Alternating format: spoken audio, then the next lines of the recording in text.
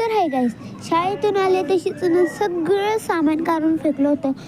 तर म्हणलं उद्या पण लागेल आपल्याला, म्हणून मी ना सगळं नीट करणंच ठेवलं. पहिले तर सगळे पॅन्टची घरी घातली, मग ओढणी घातली. ओढणीची तर इतकी मोठी ओढणी आहे ना, तर त्याची चांगली घरी पण मला घालू वाटले नाही, म्हणून मी एरी वाकरी घालून ठेवून दिली आणि रब्बल बी ठेवून दिले त्याच्या जागेवर. आणि ही ना माझी पॅन्टच माझ्याकडून लटकत नव्हती, त्याच्यामध्येच पप्पाची बी, मग पप्पाची पॅन्ट निघली. मग वापस ती पॅन्ट पण लावली आणि ती पॅन्ट लावल्यावर माझी पण निघून गेली वापस. असंच होत होतं. मग कशी बशी दोन्ही पण लावली आणि मी ही क्रीम लावायला घेतली होती फेसवर.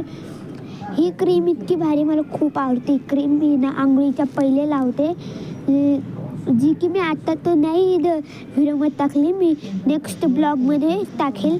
तर त्यानंतर मी चांगली लावून घेतली आणि म्हणून आता आंघोळच करायची होती मला.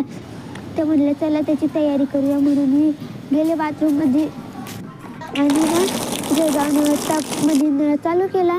आणि जी अक्का ना मला साबुदाणा बनवत होती, तर टावेल वगैरे सर्व ठेवून दिलं आणि आंघोळ करणं घेतली. आंघोळ करताना इतकं थंड पाणी होतं आणि पूर्ण आंघोळ झाल्यास नंतर इतकी भूक लागली होती, तर म्हणलं चला जेवण करून घेऊया. तर आता तुम्ही म्हणाली ही साबुदाणा का खाते, तर याचं कारण आहे की ना माझा पण उपवास आहे, हरतालिका. तर तुम्ही पण धरली का ते मध्ये